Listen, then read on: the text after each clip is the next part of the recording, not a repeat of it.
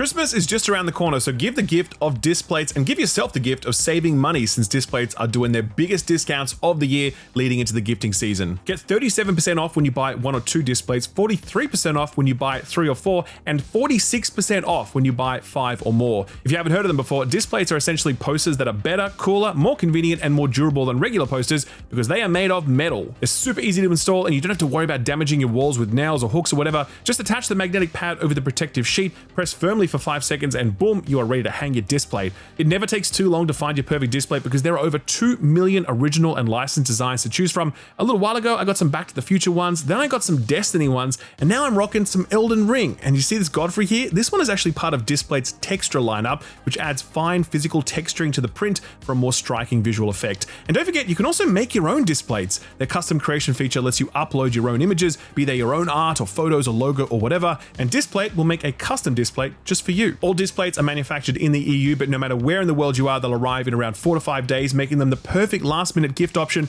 or just a chance to spoil yourself. Displates are rarely discounted this much, so if you want to grab up to 46% off, then be sure to jump in while the sale is live. Just click the link below and use offer code SKILLUP at checkout. Often not valid on limited edition products, but everything else is fair game. Just use offer code SKILLUP at checkout after clicking the link below. Thanks Displate for sponsoring the video, and now let's get to it.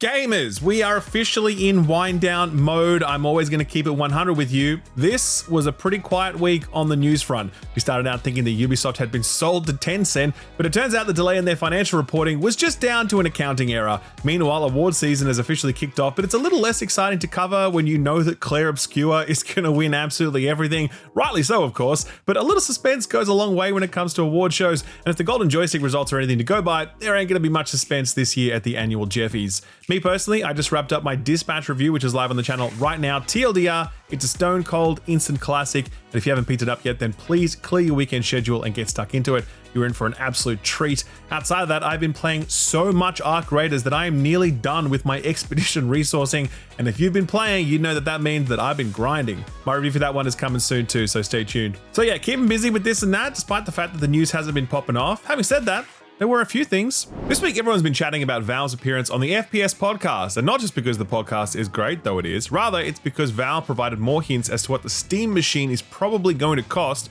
and if you are hoping for a device that competes with console pricing, then you are very likely in for a rude shock. For that though, let's start with their responses to us asking if the Steam machine would come bundled with a new Valve game. Given that the Steam Deck came pre-packaged with a free game called Aperture Desk Job, and Half-Life Alyx was originally planned to launch alongside the Valve Index VR headset. When asked about the possibility of a box-in, Valve developer Pierre-Loup Graffet had this to say in response, quote, "No," end quote. No, he did actually have more to say. He said, quote, "I think in practice we're making some tweaks to the Aperture Desk Job interactive shorts to be playable with the Steam controller because there's a ton of overlap. You know, it's kind of a guided tour of the controls of the Steam Deck, so you might install that on your Steam machine and try it out. But I think we're excited about all the other games out there that you'll be able to play," end quote. Designer Lawrence Yang then followed up saying, quote, "If you have a Steam Deck, you can just throw your micro SD from your Steam Deck into your Steam machine, and then those are the games that are pre-installed on your Steam machine when you turn it on. It might include a game from us, question mark," end quote. So this question was kind of cheeky on my part because I was actually asking about whether or not Half-Life 3 exists,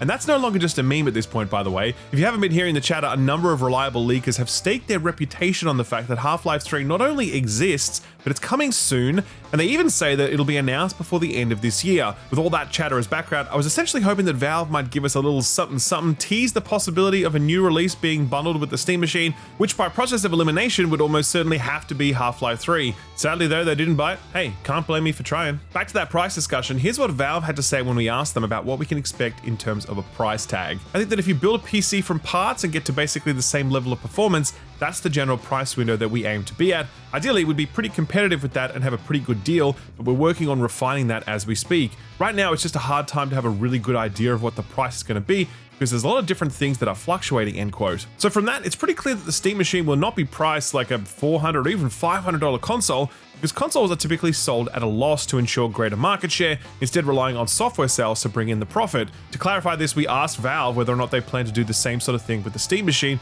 to which they replied simply, quote, "No, it's more in line with what you might expect from the current PC market," end quote. They did, however, go on to highlight many of the Steam machine's features that make it a more attractive purchase versus a similarly priced PC. things like its form factor, quiet noise level, and the ability to connect up to 4 controllers via Bluetooth, before saying, quote, "We expect the machine to be a nice baseline offering that lets you have some features that are really hard to get otherwise," end quote. So yeah, I think we can expect both the cost and specs to be at the level of a mid-range PC, but the obvious upside of a regular PC is the ability to upgrade components as you please, something that presumably won't be possible with Steam machines. So we then asked them about the possibility of a Steam Machine Pro for those looking for a slightly more powerful console, to which Grafay replied, quote, "Potentially, yeah, I think we're open to anything. We're focusing on this level of spec because we think it's a good trade-off between affordability and the level of power we get. I think we're excited that the level of performance kind of gets you to the point where the whole library is pretty much good to go," end quote.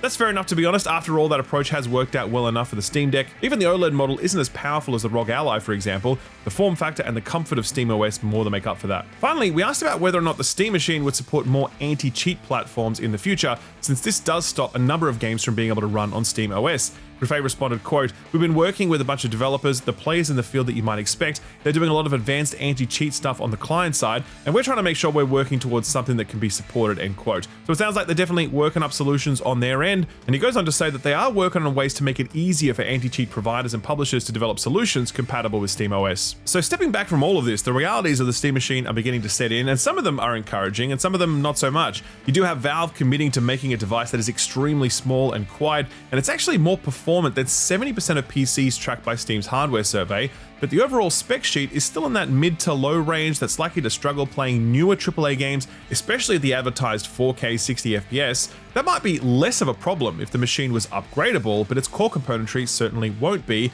But even that might not be an issue if the Steam machine was really aggressively priced, giving someone a moment's pause when they weigh up the decision to grab this versus a PS5 or a Switch. That's unlikely to be the case though either, as PC component prices right now are skyrocketing due to AI hyperscalers buying up the world's supply of memory.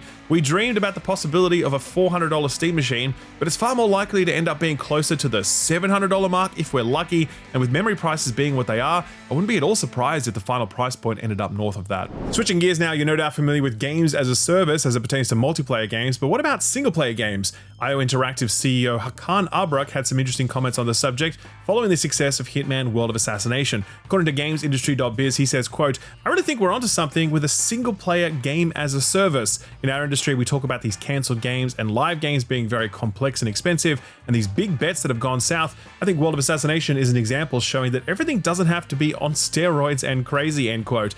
Impressively, Hitman World of Assassination reportedly still gets over 1 million monthly active users, but even more noteworthy was that Abrak went on to say that development costs for the upcoming 007 First Light were entirely funded by the revenue from Hitman. And yeah, certainly we've seen the live service model pay off for the major players in the multiplayer space, but single-player live service games have seen their share of success over the years as well. I mean, look at Genshin Impact. It's got some multiplayer elements, sure, but at its core, it's a single-player open-world game, one that continues to expand and evolve with regular free updates, the frequency of which has become one of its greatest strengths. Also falling into that camp is the recent Where Winds Meet, which recently hit almost 250,000 peak concurrent players on Steam, and has once again gotten people excited about the idea of a mostly single-player game they can stick with for the long term. I'm sure Austin will have more to say on that subject in his upcoming review, so stay tuned for that. And let's not also forget the legendary No Man's Sky. I mean, I'd argue that game's gotten updates more meaningful and more regular than many of those in the multiplayer space, and all of those have been free, and the game continues to go from strength to strength as a result. As I've always said, live service isn't inherently evil, it's just evil most of the time, because most of the time it's bad, and the single-player strain of the live service subcategory seems to have a much better hit rate than what we see on the multiplayer side of the fence. So I say, keep it up, IO. One company that's long struggled with its own live service ambitions is Ubisoft. You might recall their latest earnings report was delayed, and rumors began circulating around why that might be, with many speculating that Ubisoft was gearing up for an acquisition deal. Well, if that is ever going to happen, it certainly didn't happen this week, since the reporting delay was explained by Bloomberg as little more than an accounting error, whereby the company was in breach of a loan agreement and auditors had forced a delay in posting the results. Now that the report is out, however, we can actually see that it's a rosier picture than expected, with a 20% increase in net bookings for the first half of their financial year, and Q2 exceeding expectations with a 39% increase in net bookings year over year,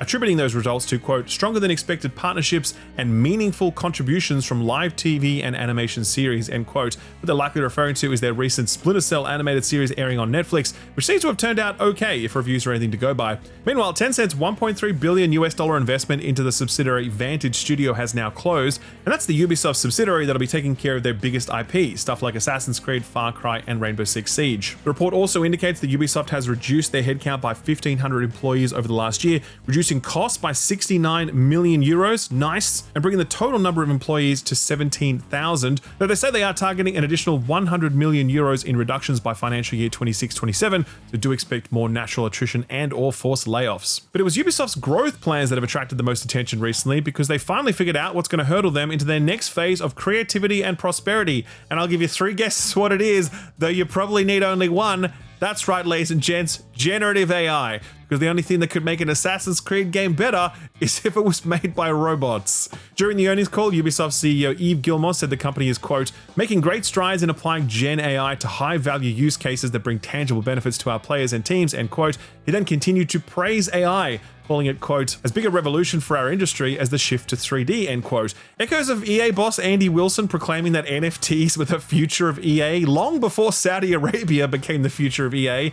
But don't forget, though, that Ubisoft was very quick to jump on the NFT train. In fact, they were the quickest, rolling out their ill-fated Quartz platform that got like 2 things ever before Ubisoft tried to pretend that it never existed in the first place. Ubisoft are so bullish on AI that they recently flew a bunch of press to a preview event to show off an AI research and development project that Ubisoft had been working on, one where you could direct AI teammates using voice commands. Both VGC and game developer .biz were among those invited and have done full write-ups on their hands-on time if you're curious. The TLDR is that some of the tech has actual utility in a way that NFT certainly never did, but AI just seems like such an ill fit for Ubisoft, since it's an entity that has long struggled to let the individual creativity of its people be felt, since so much of it is squashed flat by homogenized approaches to game design and writing. Of all the companies I can think of, Ubisoft needs AI the least.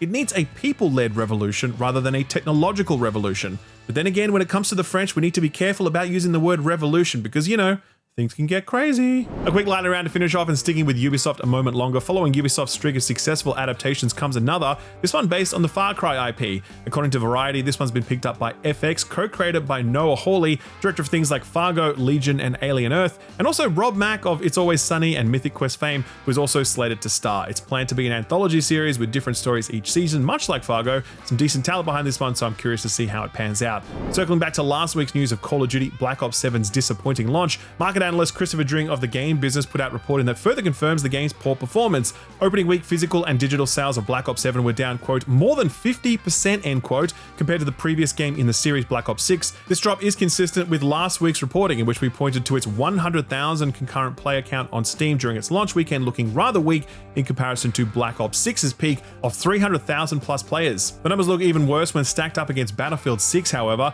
Black Ops 6's opening weekend sales were apparently 63% lower than Battlefield 6, with its peak players paling in comparison to Battlefield 6's peak of nearly 750,000 concurrent players at its launch. Hell, over a month after its release, Battlefield 6 is still hitting a 24-hour peak of over 200,000 players, double that of Black Ops 7's all-time peak. Very rough start for Activision and Microsoft. Man, I bet there isn't a day that goes by that Activision doesn't kick themselves for cutting ties with Vince Zampella. It's officially award season, and kicking things off is the Golden Joystick Awards, known for its awards being voted on by the public. It was, of course, an absolute clair-obscur sweep. In fact, it actually took home the award for every category it was nominated for, including Best Storytelling, Best Visual Design, Best Soundtrack, Best Lead and Supporting Performances, Studio of the Year, and Game of the Year. Well deserved, and a sign of things to come for the Game Awards, I suspect. Thankfully, there was still enough room for the little guys, though. Peak won Best Multiplayer Game, no surprise there, given how much that game took off. Blueprints got Best Indie Game. Ed is surely very happy about that result. Hollow Knight Silksong got Best Self-Published Indie. Good move on Golden Joystick's part, separating out those categories. The Australian-made drug-dealing game Schedule 1 also received a Breakthrough Award, as decided by the event's jury. Nice to see that, given all the other award shows are probably a bit hesitant to put a spotlight on this one. Bit of a niche story next, but we'd be remiss not to include it. If you're a horror game fan, you might know of acclaimed indie studio Santa Ragione. These guys make really unique art house games with super strong direction. They previously released Saturnalia, a very good thinking man's horror game. But you know who's not a fan? Valve, apparently, because their upcoming disturbing and enigmatic horror game Horses has been banned from being published on Steam for no clear reason at all. This was actually banned back in 2023, just before they announced the game, but it's releasing next week, and their appeals to Steam continue to fall on deaf ears. Steam's automated statement in response to their build submission back then reads, quote, while we strive to ship most titles submitted to us, we found this title features themes, imagery, and descriptions that we won't distribute. While every product submitted is unique, if your product features this representation, even in a subtle way that could be defined as a gray area, it will be rejected by Steam, end quote. Posting to their website this week, the team stated that they, quote, believe this explanation is deliberately vague and unfounded. We refused any detailed review or guidance on what to change or remove, end quote. It notes that this is meant to be a disturbing and confronting game involving naked people in horse masks, but that all the nudity is censored. The team removed a specific scene that they suspect Steam might have taken issue with and have tried to get it reviewed and clarified in the years since, to no avail. They also talk about how impossible it was for them to get a publisher as a result of this, having to turn to private investors and friends to chip in, and they also claim the studio is at risk of closing since earnings are sure to be much lower without a Steam release. All these guys want is some clear communication, and it's puzzling that Steam aren't willing to play ball, considering that they actively distribute ultra-violent and explicitly pornographic titles. It's also especially frustrating since games like this that do explore taboo and challenging themes are both important and in short supply, and situations like this only discourage developers from going to those places. Horses is still releasing on Epic, Humble, and itch.io on the 2nd of December, so if you're at all interested, be sure to support them on those platforms. Best of luck to the team. Closing out the news block now with some sales milestones. Street Fighter 6 has sold through 6 million copies in 3.5 years, so that's cool, but I think it really puts into perspective just how much of a success this next one is. Episodic narrative game Dispatch has sold 2 million copies in just 1 month, an awesome result for Studio Ad Hoc's debut title. If you haven't checked out my review for that one yet, I forgive you, and you can make it up to me by watching the review at the end of this video. Link below the like button. The new show is just the beginning of our coverage, because you'll find so much more over on our website thisweekinvideogames.com. In addition to news coverage as it happens, we also cover stories there that don't make it into the show because there's always just so much going on in a given week. Signing up for free gives you access to our weekly newsletter, and signing up to the supporter tier gives you access to another exclusive newsletter, access to our op-eds and features from our expert columnists and contributors, plus an ad-free version of this very news show. Most of all though, it just helps support what we do, so we can provide you with truly independent, reader-funded games coverage. So to sign up either for free or at that supporter tier, visit thisweekinvideogames.com. And with that, back to the video. So what got announced or delayed this week? Well, as you'd expect, it's been a quieter week given the world revolves around the US, and many people took some early vacation ahead of Thanksgiving, but there were a few announcements that popped up. One that we just missed out on last week was PUBG Black Budget. This is the new one from PUBG Corp and Krafton. It's a first-person tactical extraction shooter with a bit of a supernatural twist. Krafton obviously trying hard to kick down the door to the extraction shooter audience and hoping the PUBG name gets them somewhere. No date for this one just yet, but they have announced a closed alpha playtest for December, so if you want to try to get in on that, you can request access through Steam. Another undeterred trend follower is Genshin Impact developer MiHoYo, who also announced another new title this week. That's right, not the next Honkai game or that cozy game, the Petite Planet thing, which is also in the works, but another game called Vasapura. At the risk of oversimplifying things, imagine if these guys thought Remedy's Control should be an open world gacha game, and you got a pretty good idea of what's in this 30-minute gameplay trailer they put out. No platform or dates for this one yet, but you can bet it'll be on PC and mobile. Let's break away completely from all that now and take a look at a new game from Inkle, the indie studio behind really unique interactive games like 80 Days and Expelled. They just announced a new game called TR49, and it's supposed to be a deduction game in the same vein as stuff like Oberdin, but revolves around you flicking through old novels and unraveling the secret of your late great uncle who was a code breaker in World War II. It's also apparently mostly an audio drama, meaning that there's going to be a hell of a lot of note-taking and IRL code breaking. Given the premise and pedigree of the studio, it's almost certainly going to be an S-tier banger. This one's slated for January 2026. Another indie game now, and one from a studio that thought it'd take advantage of the quiet week. Young Suns is a co-op narrative-focused life simulator from a Canadian studio called Co-op, featuring spacefaring, tiny planets, and base building. They've decided to both announce and shadow drop this at the same time. It's now out on Xbox Game Pass Preview on both console and PC. One last kind of announcement, a PC version of Death Stranding 2 has just been rated by the ESRB in the US. Don't think anyone would be too surprised to hear that this one would leave its PS5 confines eventually, and we could probably expect the official announcement to land sometime soon-ish. My guess is the Game Awards for Jeff Keighley needs little encouragement to invite Kojima up onto the stage. Did you guys know they were friends, by the way? Just one small cancellation of sorts amidst the arc-rated success. Embark has announced that the PS4 version of the finals is going to be retired, with support moving solely to the current generation versions of the game. Honestly, I'm a little surprised that this was ever on PS4, given how demanding the destruction model is, so hats off to Embark for taking it this far. We're seeing a number of live service games pack it up for PS4 now. Hopefully not too many folks are left in the lurch with that one. One last shout out I want to do is for something we've covered a few times in the past, a print publication called A Profound Waste of Time. It's a wholly independent offering compiled by one Caspian Whistler, and this is the 6th issue of what's becoming a very popular series. The Kickstarter was funded in less than an hour, and they're now at 300% of their original goal. I'm not surprised, since this issue features a stunning lenticular cover which lets Astrobot wink at you when you're tilted, and that's all tied to their exclusive interview with the game's director Nicholas Du. Dusset, as well as their coverage of PlayStation's 30th anniversary. These are really lovely collector's items and they're a great read. This is not sponsored, by the way. I'm just shouting it out because I love this stuff and I think you will too. So if you want to check it out, I'll leave a link to their Kickstarter below the like button. Okay, so what came out last week? Not much, but we'll check in regardless. We'll go back a little further and visit the early access build of Moonlighter 2: The Endless Vault now that it's had some time on Steam. Overall, it's sitting at very positive sentiment with just over 650 reviews at the time of running, with 80% of those reviews being positive. Folks are largely into it, but some of the gripes from everyone else involve some mixed experiences on UX stuff and technical optimization, especially for Steam Deck. The early access review for PlayerUnknown's Prologue Go Way Back was a bit more mixed, however, with just 66% of the 100 reviews being positive at the time of writing. A lot of the discussion is about the core loop. The game's whole thing is that it just drops you into this random map and challenges you to get to a tower while surviving the journey along the way. Just hardcore solo survival. A lot of reviews are really into this kind of immersive approach, and others are like, bro, where's the game at? Definitely one for a very specific kind of person, I guess. Of Ash and Steel was that new old school third-person RPG from Tiny Build. This one landed at mostly positive on Steam, 79% of the 200 reviews being positive. This short review from Gerhardt seems to sum things up pretty nicely. Quote, "If you like Gothic, this game is for you. The embodiment of Eurojank in a good way. A bit clunky, yes, but Gothic-like games were never about AAA polished experience," end quote. Speaking of games that ape other things, Constance was that action platforming Metroidvania that took more than a few notes from Celeste, but it's actually done very well for itself according to critics. On OpenCritic, its aggregate is a mighty 84. Here's Shaq News, who gave it 9 out of 10, saying, quote, "Its hand-drawn, cartoony art style won me over initially. Its challenging platforming puzzles and boss fights that require me to fully utilize the plethora of techniques I'd learned throughout the journey kept me engaged and always felt satisfying to complete. The fluid and extremely rewarding gameplay loop alone solidifies Constance as a must-play platformer. The heartfelt story at the core of it is a welcome added bonus," end quote. And finally, a look at one we've missed during the quiet week, Hunter's Moon: A Sovereign Syndicate Adventure. This is a prequel to a game we featured on our Radar segment a couple of years ago now. Sovereign Syndicate was a Victorian steampunk RPG that saw you using tarot cards instead of dice rolls to make decisions. Anyway, Hunter's Moon is very different in style. It's more of a Darkest Dungeon with deck building, and while it doesn't have a ton of reviews at the time of writing, 97% of them are positive. There's also a free demo available for it right now, so give it a look if it catches your eye. So what's coming out this week? Well, after the very quiet week we just had, it feels like publishers are going full bore once more, which might just be the last hurrah for big name games this year, which is fortunate because damn, is there a lot for people to catch up on over the holidays. Kicking things off is Marvel Cosmic Invasion, the latest big IP to embrace the modern retro beat-em-up genre thing. This one features 15 characters, each with their own moveset, and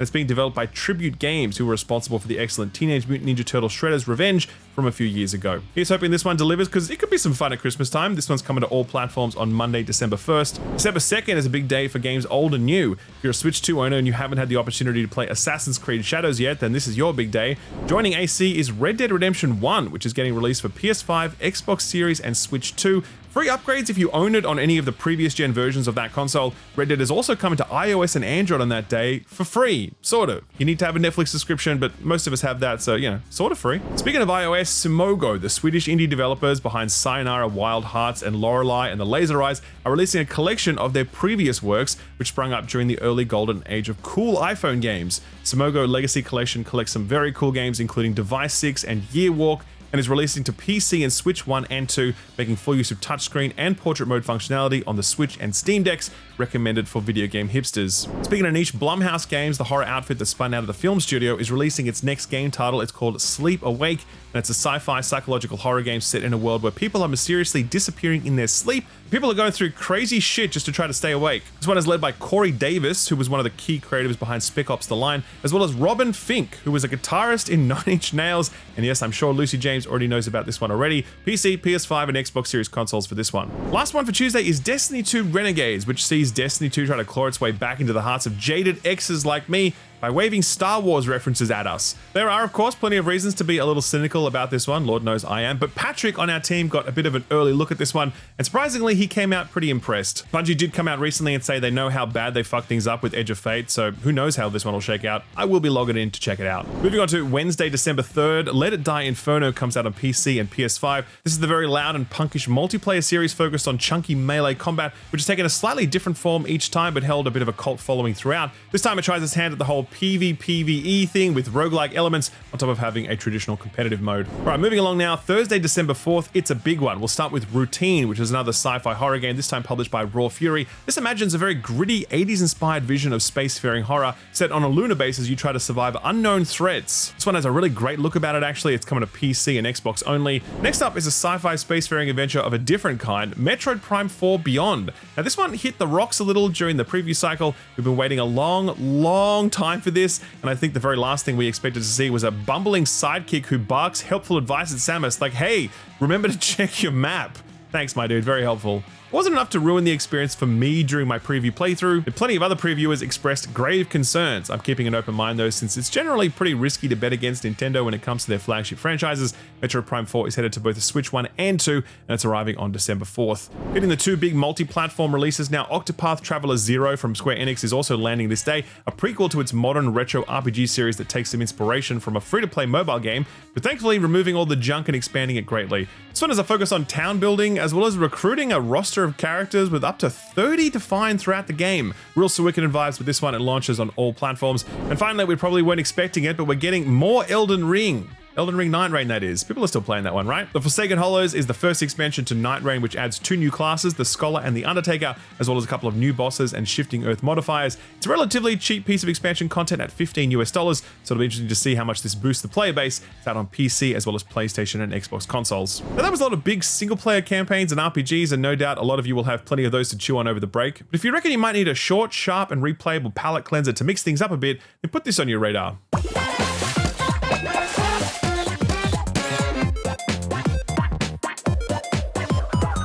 This is a game called Bits and Bobs, and if you're thinking, hey, that looks like that sick Nintendo rhythm game series that they haven't touched in 10 years, then you're right, because Bits and Bobs is picking up the slack that Nintendo left behind in Rhythm Heaven, and by all accounts so far, it's doing a pretty great job of it. Like Rhythm Heaven, it revolves around about 24 different one-button rhythm mini-games that are bursting with charm and cute, catchy tunes, but can also be very demanding for rhythm game sweats who are chasing absolute perfection. It's being made by a team of 5 in beautiful, sunny Sydney, Australia, one of whom was a 2D artist and animator for shows like Nickelodeon and Marvel, including the upcoming Avatar movie, and one of whom did music for Steven Universe. All that goes a long way to explaining why this looks and sounds so sharp. And on top of that, the director and programmer built a custom engine just for this game because everything else had imperfect input latency apparently, which is honestly just kind of a boss move. This one has been floating around conventions here in Australia and around the world for a few years now, and there's also been a free demo on Steam that's been continually updated, so definitely worth taking a look at this to see how polished this thing is firsthand. Now that we're coming to the end of the year, we're smack bang in the middle of its slated Q4 2025 release window, so fingers crossed this one doesn't get a last minute push. If you like the look of Bits and Bobs and you want to check it out for yourself, we've left a link to it over on our Steam curator page,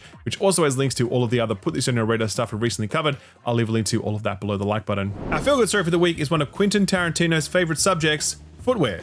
Wait, that doesn't make sense. He'd be anti-footwear, wouldn't he? Well, maybe not. Hold that thought. This week, Xbox officially announced the latest addition to their hardware lineup, Xbox Clogs. From the press release, quote, available on the Crocs website, the limited edition Xbox X Crocs collection reimagines the iconic Xbox controller in a unique clog design that features fixed buttons, joysticks, and cushioned player left and player right footbeds that offer the perfect comfort, perfect for couch co-op sessions, relaxing at home, or leveling up your everyday look, end quote.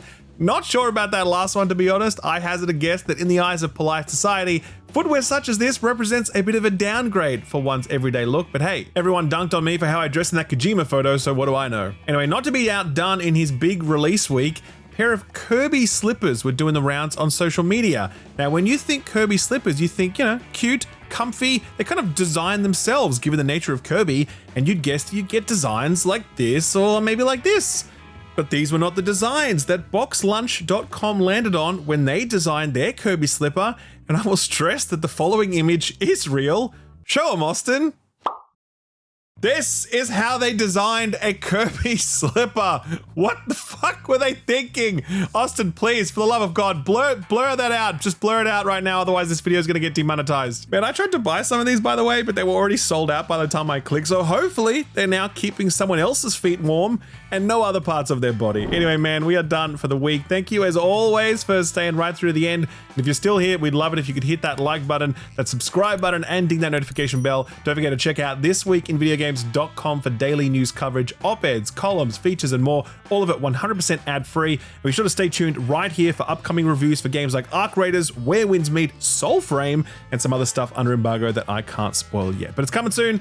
Thanks again for watching, and we'll catch you next week. Bye-bye.